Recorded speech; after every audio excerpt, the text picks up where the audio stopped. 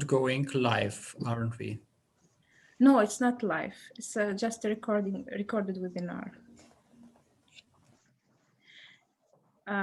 Yes, it's a great pleasure for me to introduce our speakers today who are going to talk to us on the most focal theme in the Middle East, freedom of expression.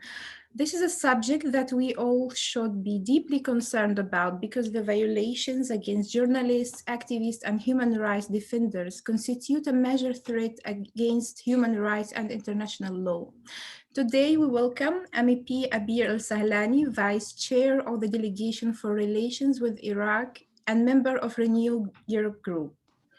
MEP Mikuláš PEKSA, member of the Greens European Free Alliance Group, and Mr. Monir Zaarour, Middle East and Arab World Policy and Program Director at the International Federation of Journalists. Unfortunately, MEP Even Ainser had to apologize joining us due to unforeseen circumstances. Thanks to all of you for joining us today. Freedom of expression is heavily restricted across the Middle East region by authorities. Violations against freedom of expression includes detentions of individuals as prisoners solely for their peaceful expression online, criticizing the authorities or challenging state policy on social media. And the end is conviction to prison terms. Some recent events are a stark reminder that freedom of expression is under siege in Saudi Arabia, one of the worst jailers of journalists. The situation has gotten even worse. The most prominent example of this is the case of Jamal Khashoggi, a Saudi journalist who was living in exile and serving as a columnist for Washington Post when he was murdered in early October 2018 in Istanbul. In Egypt, the authorities added the websites of broadcasters BBC and Al Hurra to the list of 513 websites already blocked. Freedom of expression was one of the demands of the Arab Spring revolutions, but the reality has been really disappointing. Witnessing terrible violations and crimes against journalists and human rights defenders, Ms. Abir AL-SAHLANI is gladly invited to comment on the reality of freedom of expression 10 years after the Arab Spring. Thank you so much, dear colleague, and it feels very good to be here to discuss with you this very important topic.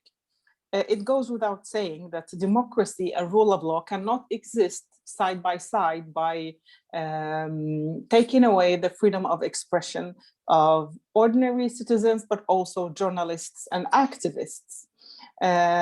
You cannot fulfill democratic criteria, rule of law criteria, following the international regulations if you don't also have respect of the freedom of speech. And freedom of speech is also in the Middle East, according to my experience, is defined by what suits the power in government. Sometimes it is an Islamic propaganda, sometimes it is anti-Islamic propaganda, sometimes it is a Western-friendly propaganda, sometimes it is a Chinese-friendly or Russian-friendly propaganda. So the freedom of expression is always defined by those who rule a country. And this is, of course, should not and must not be the case. Freedom is freedom. And only, I think, 2 days ago or 3 days ago, the woman Saudi activist was released from jail, who was jailed because of her activism, because of her thought, Lujain al-Hadouli. And that is just another example of the long line of atrocities who are exercised against the freedom of expression in the Middle East. And of course, there is social media that is flourishing and activists online. But if not the governments by themselves start to respect the freedom of speech, I don't think that we can talk about true democracy in the MENA region to begin with. It is a fundamental principle of democratization and rule of law in a country. Okay, Ms. Al-Sahlani, thank you for your valuable intervention. We have a fight to keep the internet free and open for everyone, since connecting the world is a truly humanitarian mission. But ensuring a free and open web is a harder problem to solve. Mr. Mikuláš PEKSA will discuss the role of the free internet in connecting people, giving information, and fostering freedom. We are really eager and passionate to listen to his contribution. The floor is yours, Mr. PEKSA. Thank you very much, and thank you very much for inviting me. Yes, I'm a member of party, so I will probably, when we are talking about freedom of expression, focus more on the, let's say, main infrastructure of contemporary communication, and that's the internet. And especially in the story of the Middle East in recent years, it has been a crucial moving factor. I would like to show its heights, its controversies, and of course the attempts to control and restrict free flow of information. Just before we go into specific, I would like to mention one thing, even outside the scope of the region. It's 2021 and military junta in Myanmar has cut off the country from the internet while tanks roll into the cities. I know this is that we are here to discuss another region, but this is far too important to be left without at least a mention. So back to the Middle East, if I should pick one example to start with, it needs to be the Tahrir Square protests. These protests changed the way we should think about possibilities of social media and the internet. In 2011, what started as a protest that would normally die out in a day grew to be much bigger. Igniting spark around Cairo and getting long-term support, self-organization and resilience to the people that demanded very basic rights. It's a fascinating topic. Like Twitter changed,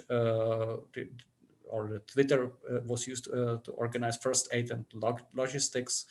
Facebook to organize grassroots crowdfunding, and it was not really a thing, and especially not in the region, and also some things that are more symbolically connected to the internet but still very valuable. One of the first things that was established in the long-term revolutionary trend was a library to connect information. And of course, even that it was powered by the internet. Tahrir was the thing to bring Mubarak down.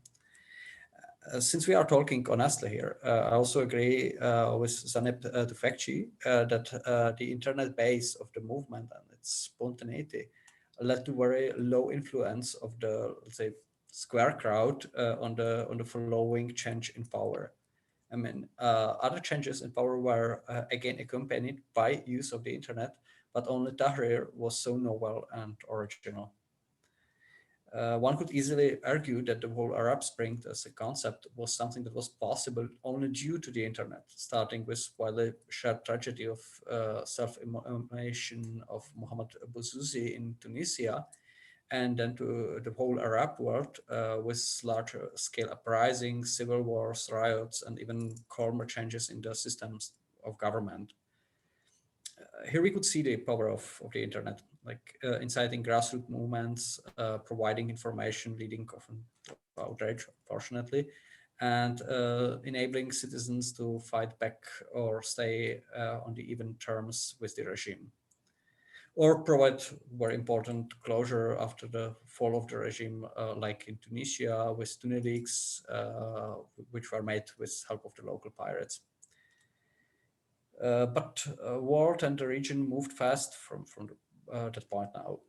Blocking certain websites, allowing for exchange on the information outside of borders of government control is commonplace now.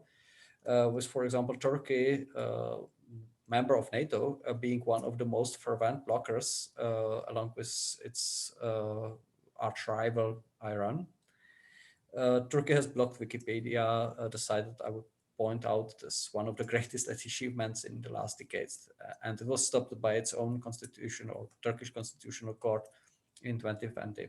I mean, that's the last year. Yeah. I mean, these experiences could serve to show us that censorship will take us nowhere. Like just compare it with the current EU legislation.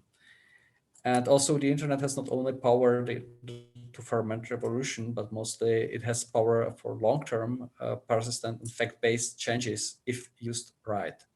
I mean, faster and communication and spread of information is blessing and should be considered one of the basic human rights. Not only in the Middle East, but of course in the whole world, but there especially. Yeah, maybe enough from me. Okay, Mr. PEKSA, thank you very much for your contribution.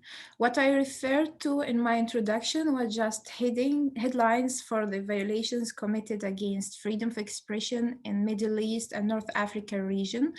Mr. Monir Zaarour is the best person to give us a detailed overview about the situation of freedom of expression there. With pleasure, I give you the stage, Mr. Zaarour.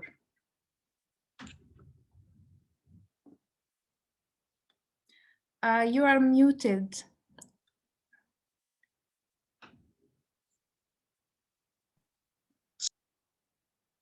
Yes, we can hear you now, I think. No, you're still muted. Okay. Yeah, we can hear you now. Okay. Sorry for that. Again, good morning, and thank you for this opportunity to give me the chance to talk about freedom of expression in the Middle East and North Africa, or the region as a whole. Nobody really agreed what to call it. Freedom of expression is not important by itself as a fundamental right for citizens, but also it's extremely important as a contributor to progress toward democracy and social justice in all societies. I will try in this short presentation to give an overview of the state of freedom of expression in the region, and to highlight briefly some challenges as I see them toward opening up freedom of expression as a whole. There are a number of organizations, international organizations, who monitor freedom of expression in the region, and many other local organizations who also monitor and report on violation of freedom of expression. I want to mainly refer to two reports in freedom of expression, one Amnesty International reports and one Article 19 reports, who are quite different in their approach to freedom of expression. Amnesty International, they monitor individual cases or violation of freedom of expression, which is basically people who have been arrested for issues related to the expressing their views or statements online, while Article 19 goes into a more structural approach toward monitoring the state of freedom of expression. According to Amnesty, in 2019, over 130 people were arrested for expressing their views in the internet in countries across the region, from Iran to Morocco. This violation normally focusing on expression related to the political sphere. And so people expressing their views against the political establishment, against security forces, against the suppression of minorities. So it is mostly political sphere expression. They don't monitor other area of expression like social or cultural aspect of freedom of expression. According again to Amnesty, in 2019, over 360 human rights activists who are their job is to defend and the right to freedom of expression were also either detained or legally harassed. The majority of these people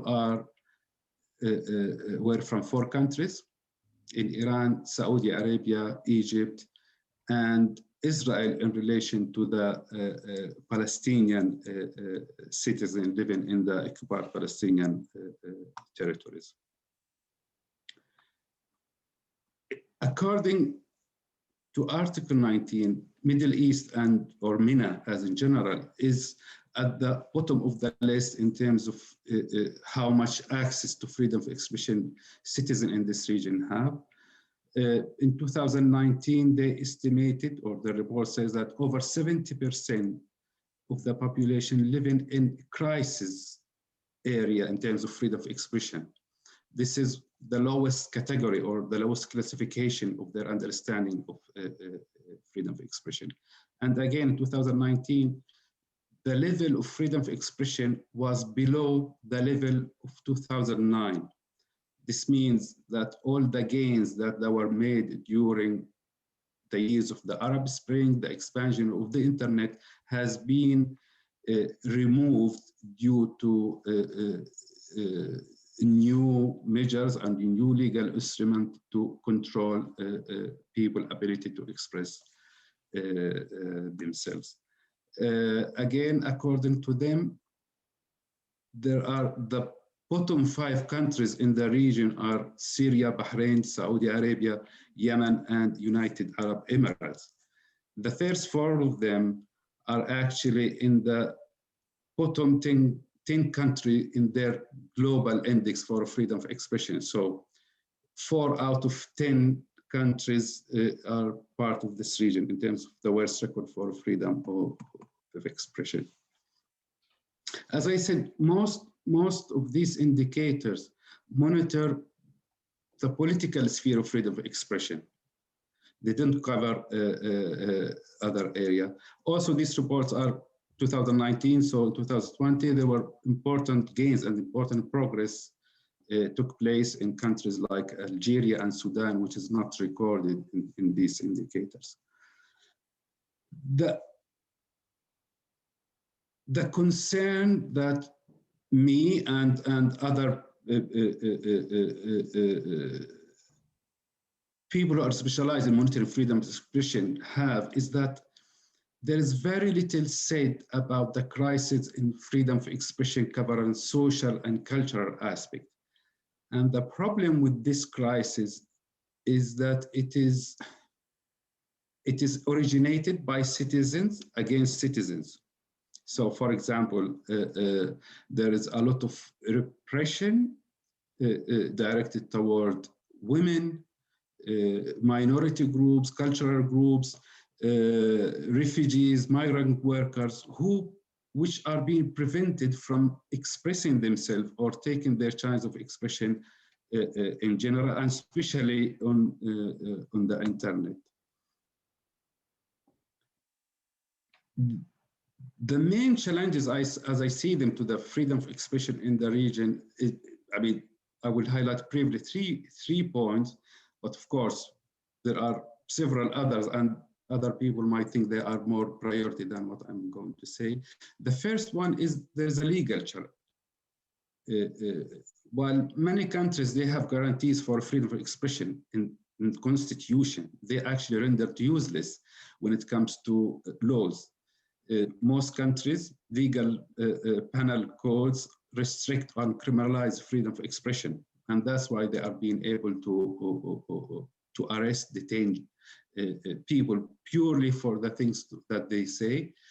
The lack of education on freedom of expression is an extremely important deficit in the region. Since freedom of expression is legally restricted by law, then we cannot find education on freedom of expression in the formal education system. So generation and generation of young people who graduate from schools, they have no chance to discuss, analyze, and understand the concept of freedom of expression, why it's important for society, what's the scope and limitation on freedom of expression. So that's why they go into life, into later stage of their life, without really having the chance to internalize and to realize how important freedom of expression is and how much it needs to be defended. The third challenge, what I see it, is the problem of lack of independent journalism in the region. And there are very few minority of media, what we call them independent journalists and independent journalism. And this does not mean that there are no good journalists. There are good journalists, but the problem, the media itself is being captured or controlled politically or financially by governments, political groups, or other centers of powers.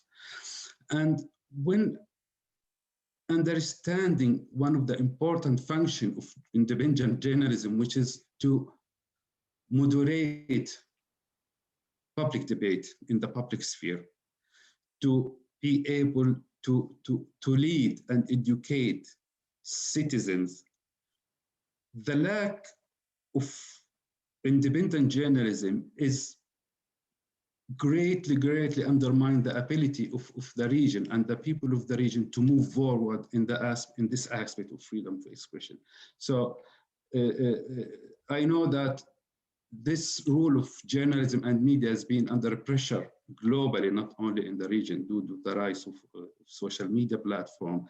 But when thinking about the region and think of the other restriction, the lack of legal guarantees, the lack of education, journalism become an important actor actually to promote and protect freedom of expression. I will stop here, and I'm happy to come back to the discussion in a later stage. Thank you. Mr. Zaarour, thank you so much for your contribution. Ms. Abir al-SAHLANI, I think you wanted to add something on the women's rights part, right? Yeah, not only that, because Mr. Monir actually pointed out a very important dimension of the freedom of expression, and it is about your own personal one, based on your identity, the things that you outline for yourself as your identity, your opinions, your values. And in general, saying, as someone coming from that cultural sphere of the Middle East, I culturally identify myself as an Arab. I really acknowledge and recognize the lack of respect for our differences. Originally, I come from Iraq, a country not so unlike, for example, Lebanon or Morocco when it comes to the diversity of its people, of its religions, of its languages. And it is a great challenge to actually create that social acceptance for those differences. And it is exactly about being free about who you are, not to talk about the sexual minorities that are in the Middle East that are totally non-existing in the debate, and also rather hated by the what is outspoken.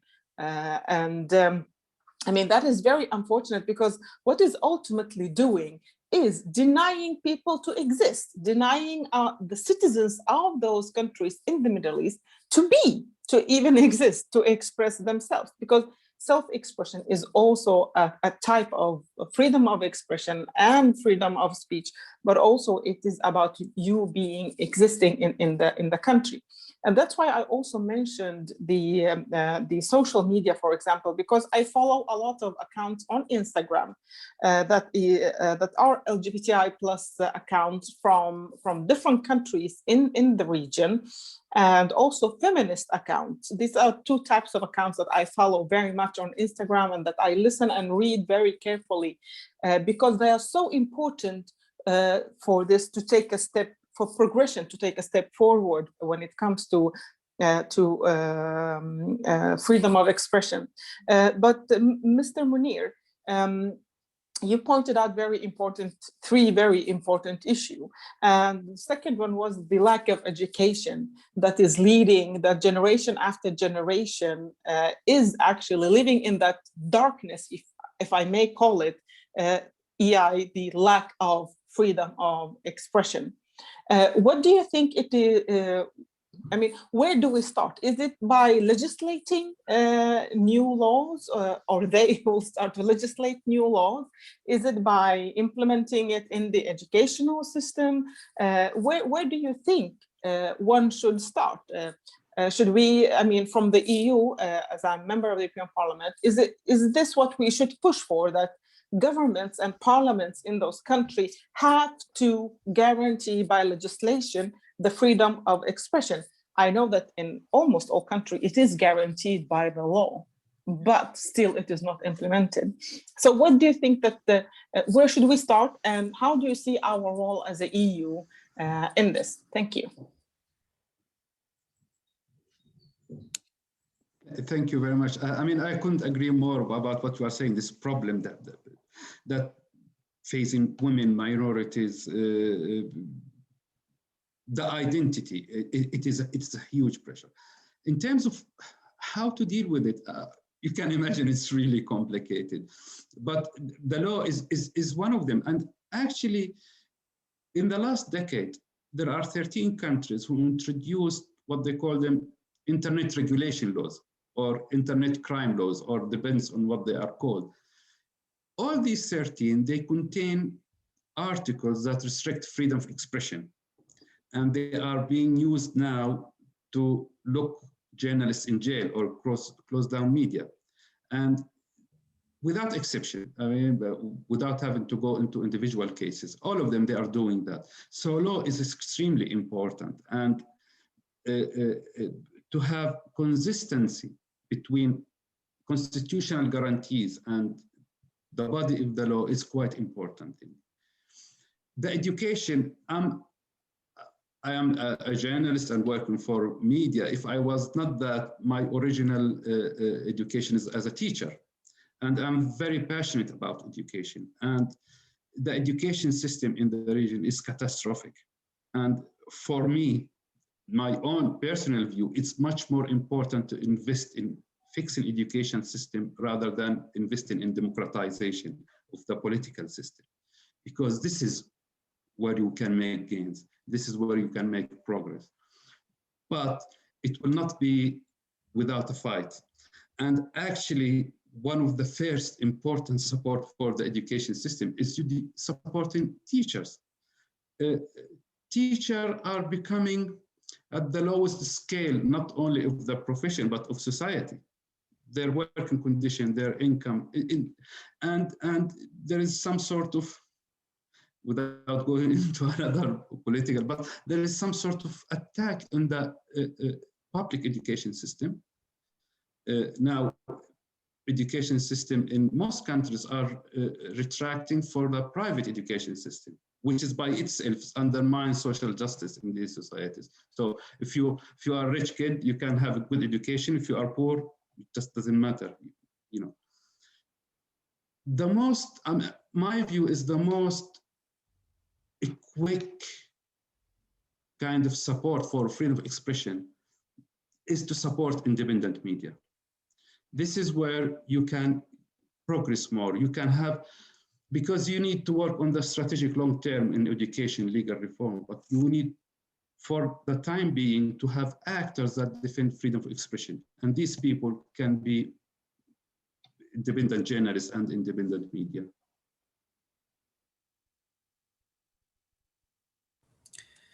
If I may add a few sentences, I believe we have kind of like basic infrastructure to do so, because most of the countries, they have like pretty good this internet connection. I believe the young population, the people are quite like used to that. The problem what we are missing here is really like the content. In sense, like even this discussion we are running, we are doing in English, while maybe it should be, or there should be discussions in Arabic, of course. And besides like the learning, how much content for, let's say, e-learning or tools like that do we actually have in Arabic? I mean, like, still, this is very much like, it's a big area that when talking about specifically Arabic countries, that could be easily covered by because like language intellectuality. But I think we are very much like missing. We are very much like missing the effort. And talking about like what could be done from the European Parliament, I can easily imagine that the EU, when like doing sort of like partnership with those countries, especially in the Northern Africa and so on, can provide a lot of such a content. Just needs to do so, and it would not be that costly. Okay. Can I just a small comment? I mean, one of the problem is not always the EU or the EU institution as a whole act in synergy with each other. Madame Abir can probably correct me. I remember the strategic agreement between the European Union and Iraq. I read it once. I mean, that was probably signed 2017, covered until 2019. I really am confused about it. But there was nothing in there was about freedom of expression and supporting media. And that's a shame. I mean, when you are talking about the amount of trouble and the amount of challenging facing Iraq, and without solving this issue,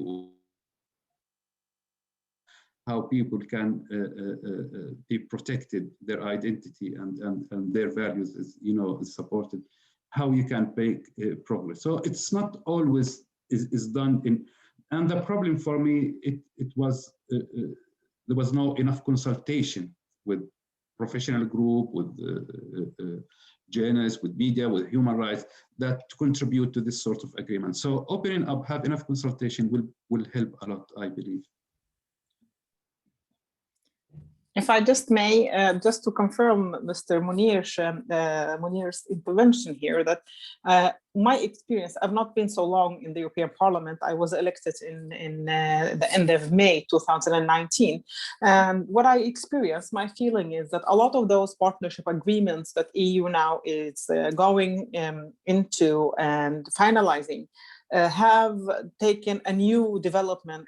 AI, it is against migration to restrict migration. And that is also very unfortunate in itself, because if people are free in their own societies, if people see that there is a future and there is hope for them in their own societies, and that there comes also freedom of speech, freedom of being who you are, and also for freedom of developing, I think that it will automatically maybe regulate the migration also to the EU.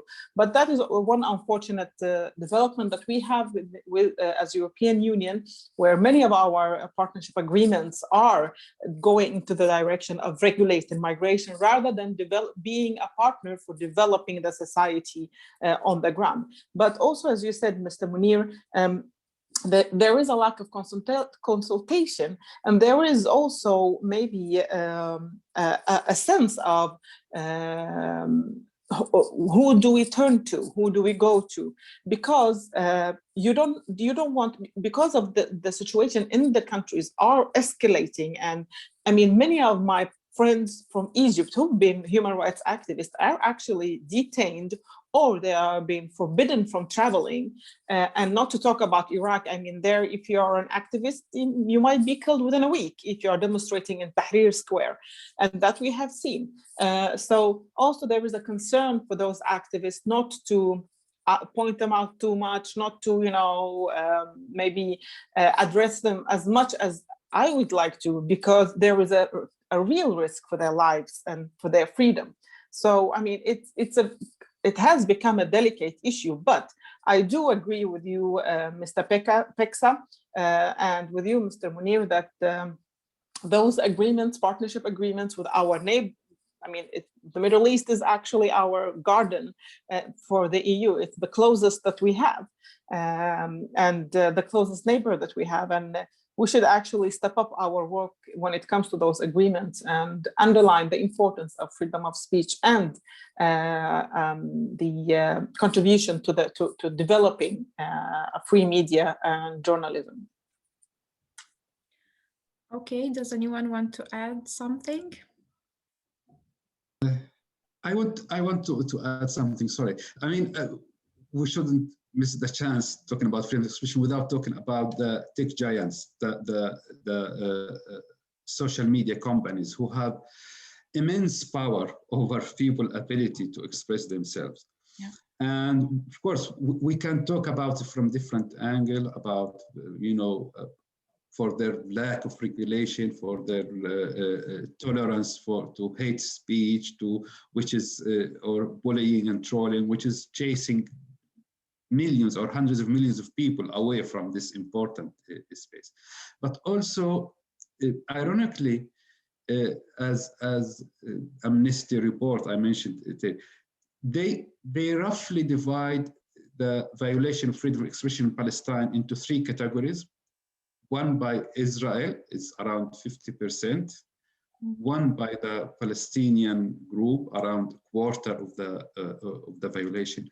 And a quarter of the violation on Facebook, who have, for the last 2 years, they have been really a source of suppressing the right of Palestinians to expression. So they close down accounts, they remove content without any due process that's as understood as practiced in other countries. And this is because they got the report from a special committee in the Israeli government telling them which Palestinian account they should close, and they just shut it down. So these also companies, they hold important power, and they must be also accountable to the power that they hold over the people. Thank you so much. I may also add that this pandemic that the whole globe is going through has also been used as a tool to restrict people's freedom of both assembly, but also expression. And before that, we had the terrorism pandemic that also restricted people from expressing their views. I mean, of course, there is terrorism, and that should not be tolerated anywhere. But also there is a misuse of it when it comes to people who don't really agree with the power with the people who are in power, with those who are expressing a different opinion. And these two things, I think, besides those giants holding a lot of the tools for the freedom of expression, I think they have been really misused towards the citizens of the MENA region. So that is also something to take into account. We saw that also in the EU when it comes to countries like Hungary and Poland, where the pandemic was used to restrict a lot of activities and also people who have opinions from expressing them. Yeah. Okay. Anything else? Someone wants to add something, or I would maybe use this opportunity when the issue of tech giants was raised. I think it is important to understand or like to discuss how actually we are like, or how the current like market on the internet is structured. Because so far we have came to the situation where all the, let's say, information sharing capacity is being centralized within few big companies, which is not really a good way how to structure that. And I believe it would be maybe more reasonable should it be decentralized. I mean, like, for example, when we are talking about the emails, which is like different service from the social media, everyone can set up his own like mail server and exchange emails between them. It works decentralized. There is no like big CEO deciding what you shall or what you are allowed to send via email or not. And we came to the point that actually our network was very much centralized in these few companies, and we need to sort of like decentralize it. We need interoperability that will provide other, let's say, operators to have the opportunity to kind of like connect, because that would really like provide, I mean, like, it would be really great should for each single movement or group acting in this area be there a dedicated server that would just like communicate with the others and store the data over there, so that they cannot be deleted by a decision of such an authority. I believe that would be really like great advantage for the freedom of speech, because then there would be really like no technical tool how to delete the content from the internet. Maybe I'm approaching that very much from the engineering point of view, but I believe that will be maybe moving us forward besides the international agreements that are sometimes hard to influence. Thanks a lot, Mr. PEKSA. I think that's all. Okay, thanks a lot for all your contributions. And it has been such a pleasure to have you all today. And thank you all for being with us. Thank you very much. It's been a very good morning. Yes, indeed. Thank you very much. Thank you for having us. Thank you. Thank you, and have a good afternoon, everybody. Thanks. You Same too. to you. Bye bye. أخ منير قبل ما تروح ممكن تبعت لي الكونتاكت تبعك؟ بدي أعمل معك اللقاء على كلب هاوس. أكيد ببعتهم. عزيزتنا ديانا عندك الإيميل والتلفون وكل شيء لأنه أنا ما عنديش تفاصيلك. Okay. I will share. Okay. Yeah. On Clubhouse, I would like to invite you for a talk. Okay. Okay. Okay. Thanks a lot. Thanks a lot. Take care. Bye. شكرا كثير. Bye. Bye.